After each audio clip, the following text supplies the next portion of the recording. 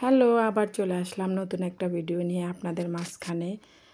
এই যে আপুটার মুখে প্রচুর ছোট ছোট আঁচিল, ব্রাউন কালার, ব্ল্যাক কালার আঁচিল, অনেক আঁচিল, সারা মুখ ভরা। শুধু মুখ না, ওনার গলা, কান সব জায়গাতেই মোটামুটি ভালোই আঁচিল আছে। এই যে লাল কালার দেখতেছেন, এটাও কিন্তু একটা আঁচিল।